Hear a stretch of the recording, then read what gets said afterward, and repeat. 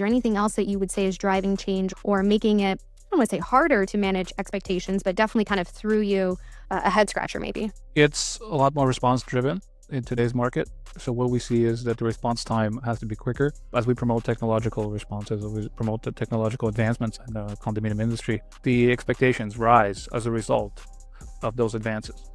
I believe that the management industry and the contract and just the kind of the future setup will be towards kind of the a la carte type Okay. of services, right? Yeah. So the idea here is the full management contract will be out the window. You've worked with many firms in the last few years. What are you seeing being the growth ceiling, like in terms of like hitting that ceiling? Is it people, process? You just alluded to building out more technology. So I know you utilize technology in managing your communities quite often, but maybe is it then more of a people or process, or maybe is there something that I'm not seeing?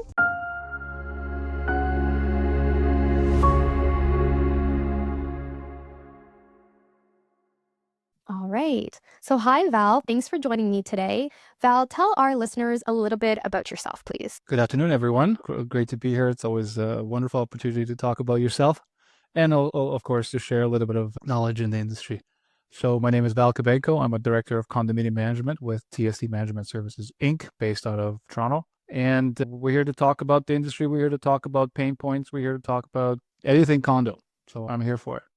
Absolutely. All right. So, with getting to know you a little bit deeper, not just surface level of, what I can find on LinkedIn, how did, get into this industry? I know you wanted to be a lawyer first, and you are not a lawyer. So that didn't happen in the traditional way. And I know your dad was also or is still an active condominium manager. So did he spark interest into this very unique industry?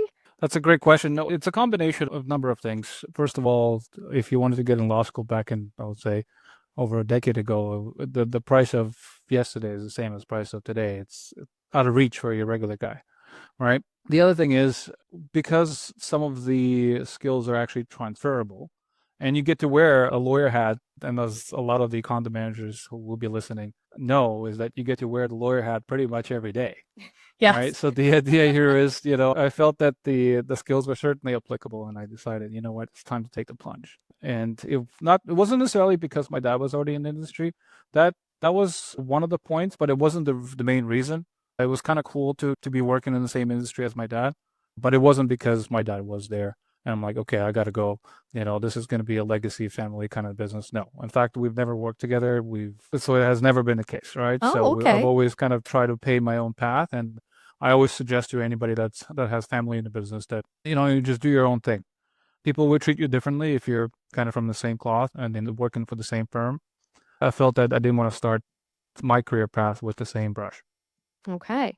So then with your industry experience and because you've kind of jumped into this role in a little different way than most, what has changed, let's say in the pre-COVID, post-COVID in the last 2, 3 years from where you sit? Absolutely. So let's say, from management perspective, I think a lot of us are using a lot more software Mm. in today's world, a lot more online interaction, a lot more service request type of interaction. Whereas, somebody could be submitting tickets all throughout the entire year and you would never see or hear them, right? It's just consistently updating those service requests, right? That's your post-COVID era. Whereas before, they would stop by your office or they would stop by a management office or even a head office and then have a chat. And also at the same time, they would call you. I don't remember the last time I got a call saying, "Can I put a request to change, a light bulb with just a random request," right? So Mm-hmm. people don't call anymore. It's either sometimes they also use these other different chat features, right? Either WhatsApp or whatnot, right? So they will send you a text with the picture. Hey, I need this done. Yeah. You know what I mean? It's one of those things where that communication level has evolved into more less interactive. So that's what we see out there today. Do you miss getting phone calls? No, Trick question. no. Do I miss it? An occasional phone call is great. In fact, I use phone call as a more proactive management now. Mm. Whereas let's say you send the service request response and then you follow up with a phone call. Now that gets you brownie points, right? Sure. And then, all right, so you get that kind of stuff going. Or Mm-hmm. sometimes you're outside, you're out in the field, and you want to get that something quickly scheduled. You pick up a phone and call. You Yeah. don't have time to send a quick massive email or an email blast or even an email itself, right? You just kind Yeah. of go and get that done. Well, it's good that you don't miss the phone calls, and that means we're doing something right. That's Um, right. for your firm specifically, or just, because again, you've worked with many firms in the last few years, what are you seeing being the growth ceiling, like in terms of like hitting that ceiling? Is it people, process? You just alluded to building out more technology. Yeah. So I know you utilize technology in managing your communities quite often, but maybe is it then more of a people or process, or maybe is there something that I'm not seeing? It's a combination of both people and process. So the first and foremost, it's the people that drive the business, right? It's the individuals and the collective that service the clients to the obviously to the best of our ability, but also to Mm-hmm. the best industry performance standards. So from our perspective on the leadership side, we put our peoples first, and we want to make sure that the those people by extension deliver to those clients. That's what differentiates a little bit more from other firms, that there's still that personable approach that exists. It's fading away with the more online kind of approach that I've been talking about. And you kind of miss that connection, right? So it, and we encourage our people to really kind of maintain that ground level. So that's very important. People got to see you, people got to know you, and you got to know them. Yeah, very much relationship building, I think. Yep. Still, yeah, that doesn't change.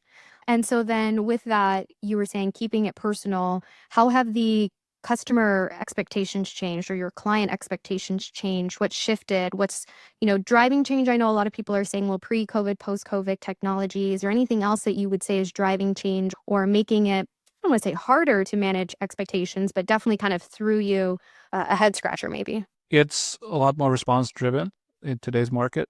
So what we see is that the response time has to be quicker. As we promote technological responses, as we promote the technological advancements in the condominium industry, the expectations rise as a result of those advances, right? So what happens is, if you used to be able to say to people, well, the response time is 48 hours. Well, actually, that changed now because Yeah.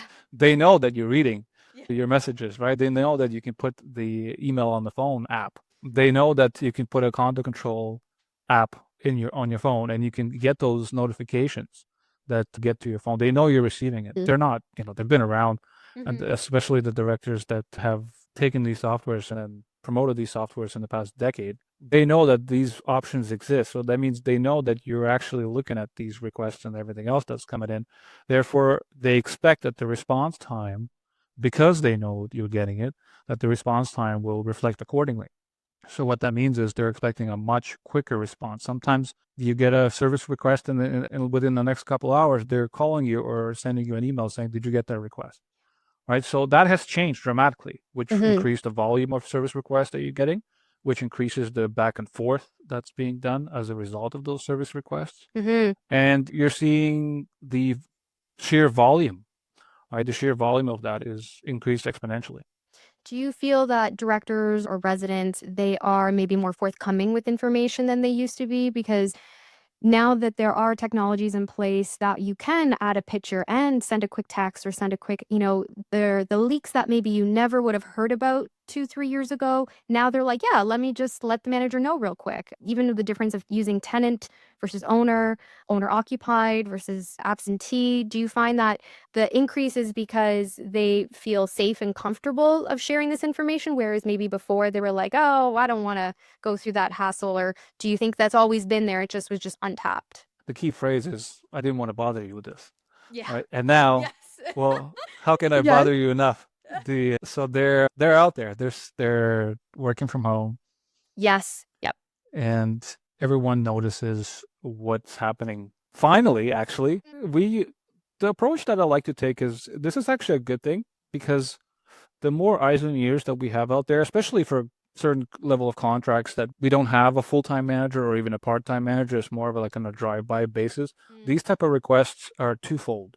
It could act as an additional work on top of the contract that's there, but it also acts as an informational hub, Mhm. right? So it allows you to understand your community better and the type of issues that you're facing, because you can only see and inspect so many things at once, especially Yeah. on a limited scope retainer, right? On a limited Sure. scope retainer, there's not much you could do. Whereas if you were on the full scale management contract. Mhm. So from that perspective, these type of service requests, especially from people staying at home, is fantastic. We utilize that to the best of our ability and then we try to act and fix it accordingly to their expectations. So that information is key, Oh, and critical, critical. right, and it has increased. That well, absolutely, it's unmistakable. Yeah, but I do agree with you. I think there's a comfort level that goes with it. They didn't want to bother you, but now they feel comfortable to do so. But as you said, people are staying at home, and so that click that might have happened during the day that they weren't home for, now it's happening, and it's ruining their entire week, right? And so now things do have to be, processed a little faster as well, because it's not just like, oh yeah, pop by when I'm, back from being in the office. It's no, you need to come now because I've been living with this for 6 hours, right? And so I think I agree with you. I think it is a good thing. I think I want to get that on a t-shirt though. I think maybe we'll get some merch and I'm gonna put that on a t-shirt now. I think that's Yeah, great. fantastic. Yeah, I didn't want to bother you, but But it's the but. I've got this issue Maybe put right that here. at the back. That's right. That's right. So, what is kind of speaking on those? What are headaches that you've had as a management firm that maybe you've been able to get creative with to make you money off of or increase revenue in a way, if you will? It's one thing in the industry that everyone has been afraid to talk about, and these are we call them extras. They have been introduced in the industry in different markets.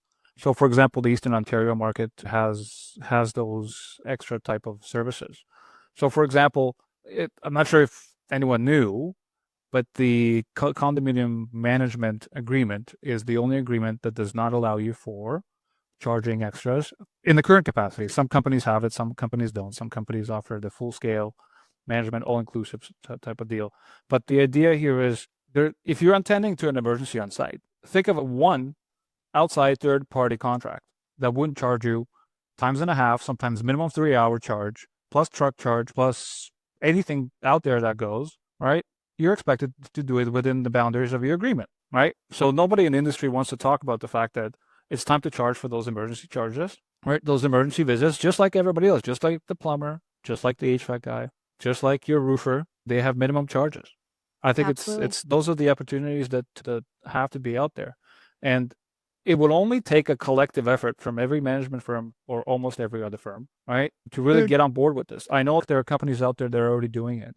I know there are companies out there that are putting it in their contracts because otherwise it just gets really bad. Mm-hmm. And from that perspective, it doesn't just go towards the emergency charges. It goes towards incidentals, right? For example, you have to manage an insurance claim. If you're an on-site manager, if God forbid you have an insurance claim, Yeah. right? Your week is done. Oh, yeah. Yeah. Your month. For, It's just your most beck and likely a month, call. Yeah. right? Depending on what the issue is. Let's say your regular run-of-the-mill flood. You're looking at a couple of weeks at a bare minimum, Mm-hmm. of thrown off schedule, right? So all other work goes out the window. You're just focusing on that. Now, if you were to charge extra time, extra money as part of the additional services, you would potentially and eventually have an ability, or your firm would have an ability to hire outside help. What that means is you would get like an administrator or Mm-hmm. some sort of relief manager to help you with the day-to-day stuff while you're dealing with an insurance claim. But better yet, you get a claims professional on your team, which is again an added and value add services that you can add to your offering to your clients, is to have somebody dedicated to deal with that claim, right, on Okay. staff, Yeah. right?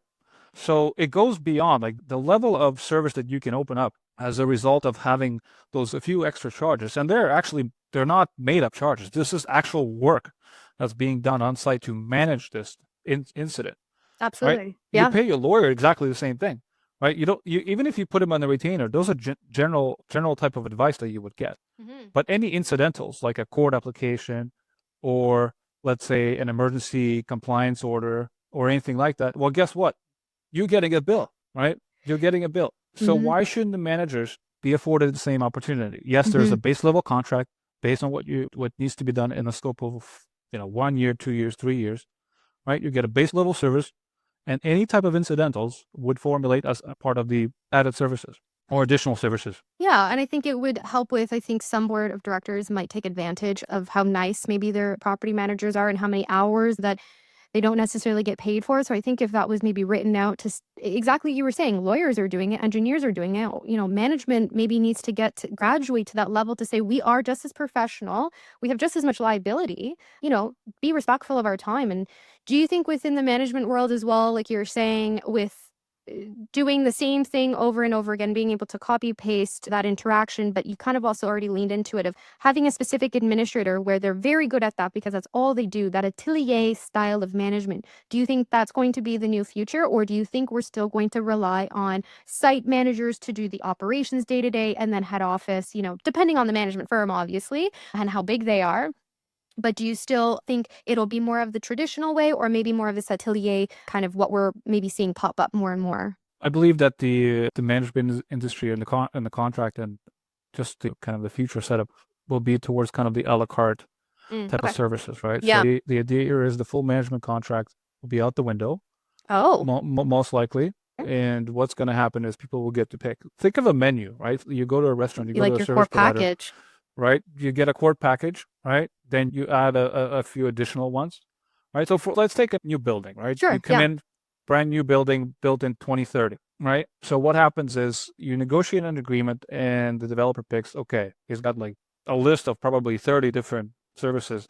And the guy just does, okay, I click on full-time manager, and then all of a sudden, just like in the online, the price pops up. Yeah. Okay, you got $200 an hour, this kind of thing, right? And then you just scroll down, and the guy keeps choosing, right? Because they know what the kind of building they're going to build, Of right? Which course. means that most likely they will know what kind of services that they'll need and or want, right? Mm-hmm. And then they do like a menu style. They pick, then they do a checkout, Mm-hmm. right? And then that's it.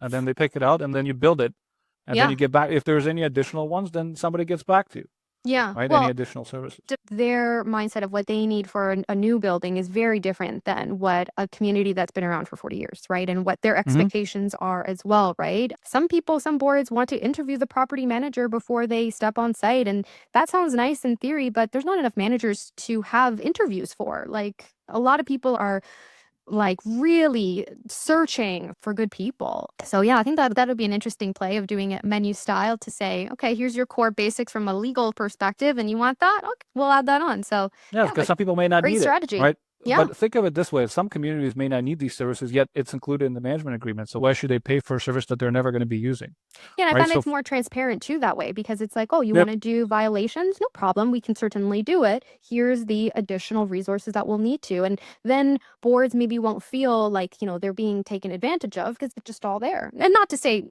that's the case for everybody, but being a board member myself, sometimes you have to double check everything to make sure you're getting what you're paying for, right? well, then the idea here is to be transparent about it, and you want to make sure that's part of the bid process for the management agreement is that it's included Mhm. in terms of that that specification, what exactly is going to be as an additional service, and what exactly is a core package, what exactly is the core plus, or whichever way you want to call it, right? The idea is to make sure that that information is readily available Yeah. to the potential clients, and that's exactly what we at TSE Management Services provide. Is we give them the option from the very beginning, and we always say, look, for any additional services, if we know it's coming, Mhm.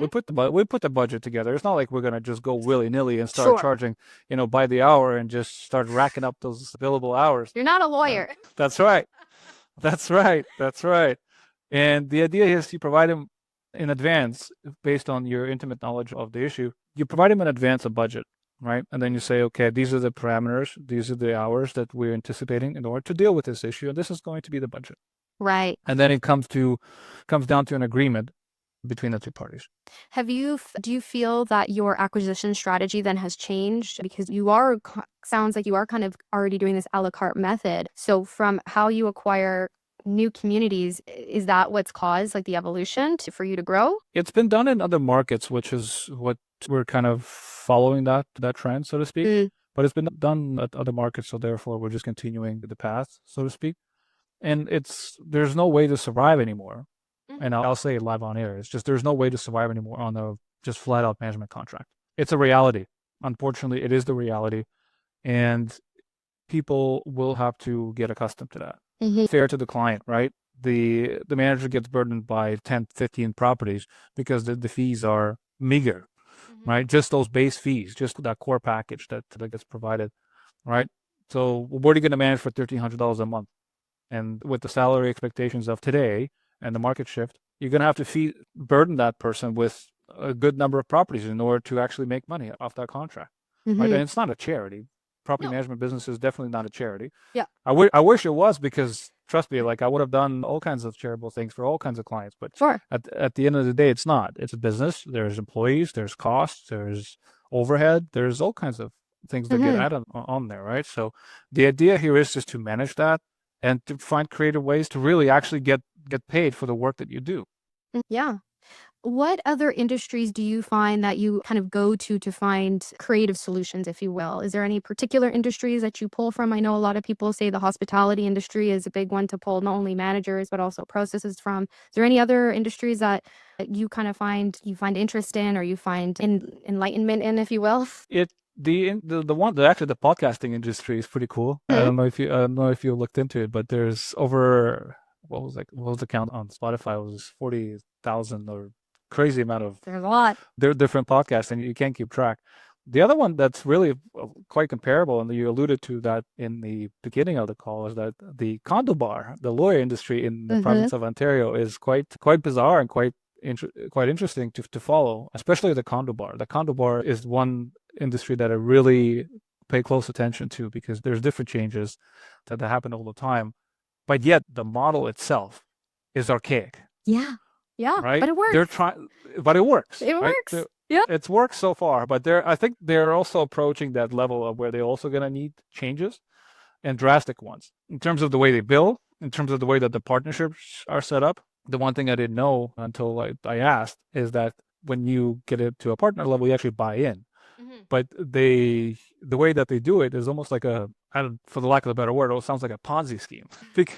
It's a topic for another. It's I'm a sure we have topic lawyers for listening saying yeah, you're no, but wrong. it's a topic, but they know what I'm talking about. Yeah, sure. Once they know, once when they heard the word partnership and the way it works, they will know for a fact that it's just, you get money from one partner to pay the other partners. It's weird. The way it works is weird, but it's also an archaic, like I mentioned, it's an archaic model. The Mm-hmm. property management contract is an archaic model, right? It needs evolution. It needs growth. It Yeah, needs a revamp. It needs pretty much to be turned upside down for the good, not necessarily to completely absolutely. just trash it, but Yeah. turn it upside down, tweak it, and make it a wholesome. A lot of companies are doing that, are starting to do that.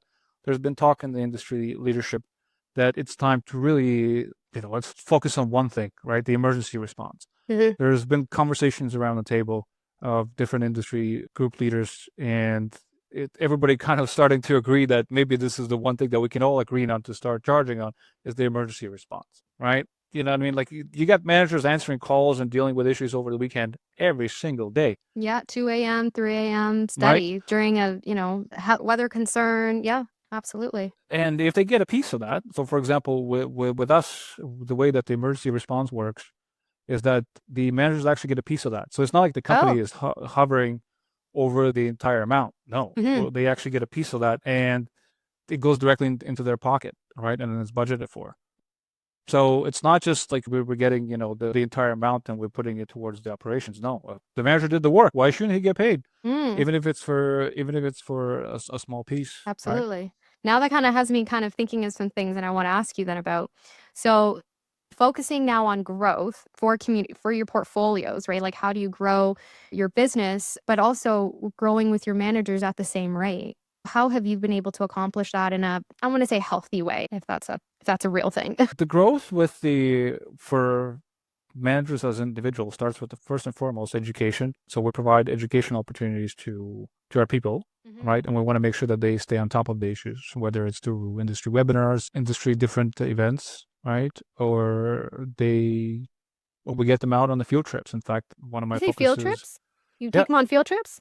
yes, one of the main focuses that I've tried to do in the past year is to organize field trips. You go to a factory where they manufacture fan quills, Sure. right? So that's one idea that I came up with some industry partners, and we decided, you know what, let's bring them out.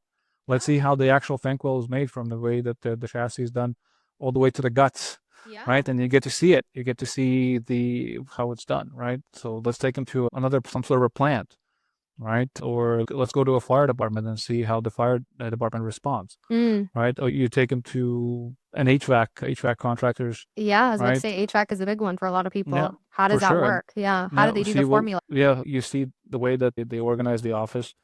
You see that how the response is made, where what kind of parts that they keep around, Mhm. right? So maybe you can figure out what you keep at your site, Mm. right? And the training that they get, right? We did it last year. We did a training on the fire safety system, right? And one thing that I've always dreamed of doing is pulling that fire alarm. It's just, you just kind of drag it down and that's it. Yes. Yeah, it was great. It was great. It was great. Absolutely great. And popping a spring, Life dream accomplished. yeah, popping a sprinkler head, that was fantastic as well, right? How many people can say that they popped a sprinkler head, And that, yeah, would right? be pretty satisfying because you look at Yeah, them all the time. intentionally, Yeah. intentionally, right? Yeah. Oh, that's So, fun.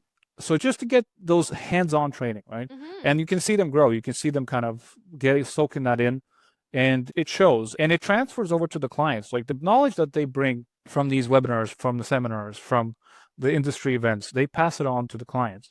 Yeah. And it's a trickle down effect. If the clients are happy with that knowledge and the way that things are done, more efficient, more on point.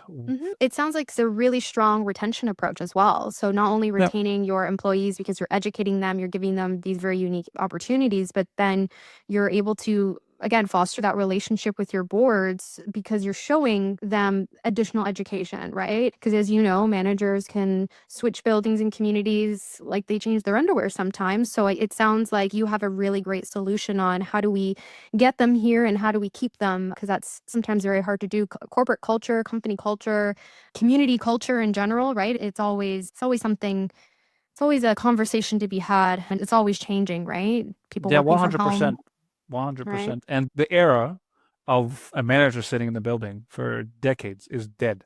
Gone. Yes. It's gone, right? So because you look at it from a twofold perspective. In fact, I admire the individuals that have stuck around their buildings. In fact, that was a dream of mine when I was starting out, is to go from the building from very inception and retire Oh, in that building. But then I had oh, different what a aspirations after dream. that, so Yeah. it It, got changed, right? So yeah. you kind of grow it like a baby, right? So you Yeah. grow it and then you let it go after so many years that obviously it's not a 40 or 50-year-old still in the basement somewhere, but that's the analogy. Yes. But that approach is dead. Mm. Unfortunately, it's as admirable as it is to those communities that are under that service. It's dead. It just no longer exists. The people are, in fact, after 5 years, 3 years, or even 2 years, or even a year, are gone because they can get an offer somewhere else, right? So Yeah. one of the retention strategies, of course, money is the primary object, but you also look for different derivatives and to try to see other avenues that can be applied Mm. towards the retention. It can take the things like wellness days, Yeah. additional wellness days where people can, you tell them go to a spa or something with your wife, so to speak, right? Just you literally tell them that, like, you take a wellness day, go to a spa, relax, and recharge, or just go hiking, like, Yeah. what I mean, one of those things. So, and then I think higher vacation rates, because 2 weeks for a manager for vacation is Not needed. In enough. fact, it's nothing. It's not enough. It's so bare minimum should be at least 3, right? And people with tenure should be afforded within 5 and 6. I know it's difficult because of depending on the size of the company, but there's got to be some creative ways to do it. So again, one Absolutely. of the ways that we came up is kind of profit sharing from the extras, Ah, right? okay. Right. Right. If Keeps if the people manager motivated. does if the manager does the extra work, why shouldn't they get paid? Mm. There's also things that you can do to entice your managers is to get new business acquisition fees, right? So these some managers I've seen making, if they bring, let's say, 5 clients, they can make up to over 10 grand a year just on the referral fees, right? Mm. Employment referral programs, the same thing. Profit sharing has been done by some companies across the board. So the year-end profit sharing has been done for decades. Mm. So there's different ways to skin the cat, but the idea is to focus what's really needed. If the person doesn't, I mean, who doesn't need money? But Sure. if there's other things that can be kind of supplemented, so I can assure you that there's ways to do it. Yeah, and sometimes a day off literally will fix a lot. Yeah. So for leaders who are looking to grow their portfolio, I know you've been in their shoes and now, you've graduated, but what would be the first thing you would tell them to fix? Or what's one piece of advice that you would tell them so that they could grow their portfolio even bigger? Giving advice to other people, that's always great. The idea here is Well, you got to look at stability. I think the word stability is I will stick by is growing a portfolio for the sake of growing a portfolio is not always the approach that used to be done. Growth is great, but can you staff it? That's the one thing, right? So in Yes. today's challenging with staffing across the industry, if you're going to be picking up clients and asking your managers to drive from Mississauga to go to Scarborough every day, are you really doing your clients a service, right? So growth has to be strategic.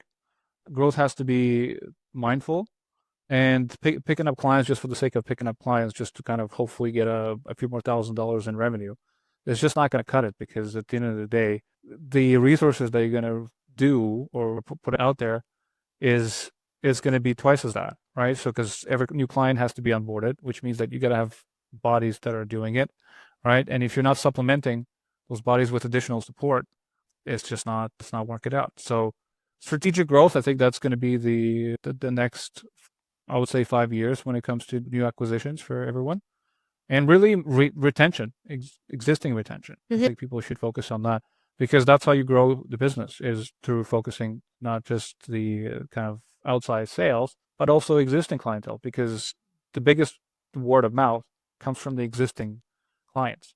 Mm. So I think we have to go back into looking at the existing portfolio and really pay attention to what's going on, because Mm. the main complaints that we get every time that we do get a bit here and there is there's just nobody paying attention to us anymore. So the We hear that a attention to lot. detail, the attention Yeah, to detail.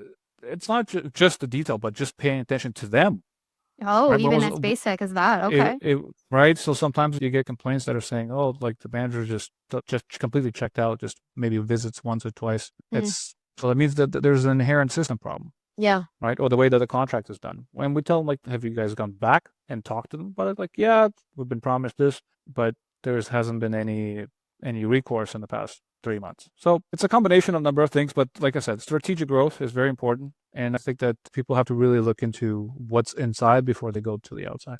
Speaking about kind of long-term plans, what is one thing that you're looking forward to in the next 5 years, whether it be industry, professional, your own personal professional growth, personal, is anything in particular that you're really striving for? Yeah, there's quite a laundry list Oh, a laundry list. Oh, okay. You can't that just pick one. Okay. yeah, I can't pick one. I do have a laundry list. There's still certain things that I haven't achieved in this market, in this industry, but this industry is fantastic for those that are trying to get into it or want to get into it. If you're out there looking for an opportunity, feel free to reach out. I may not be able to give you a direct opportunity, but I certainly can pass along the good words to other people in the industry. It's a very small industry. It's a growing It is. industry, Yeah. but it's small when it comes to everybody knows who's what and who's who. So the idea is to try to help grow it. If I can, if I can give a manager that I can't hire directly right now, if I can give them to somebody else, and you know what, you're helping one person, you're helping another person, and most importantly, you're helping that community that's going to benefit Mhm. from the services that the manager will provide. At the end of the day, we're here to provide the condominium community of over 1 million owners in the GTA, the place that they can call home, right? And if one bit of information or one referral that I can provide to somebody else, why not? Sounds like a win-win. All right. Yep. Awesome. We're now going to switch it up. We're going to do some rapid fire. So pick one and we'll see if I Yep. agree. All right. Trade show or lunch and learn? Trade show. It's funny because I always only see you at trade shows. That's right. Blood, fire, or flood? All three? No, Oh, you only can one. pick You can one. only pick one. Blood it is. Okay. I won't ask. People, parking, or pets? You can only pick one. Well, those are the pillars of the condo world. Of So course. I would say parking. Okay. It's pretty easy to remedy Yeah, solve. that's the one thing that you just pick an That's easy one on easy. that one. Yeah, that's like Yeah, an I easy don't. one. Yeah, yeah. There's People something would more come in first intricacies on to the degree people. of difficulty. Yeah. Yeah, exactly. All right. Well, thank you so much, Val, for joining me. I hope you had fun today, and I wish you I continued did. success. Thank you so much, Miriam. Great to have you.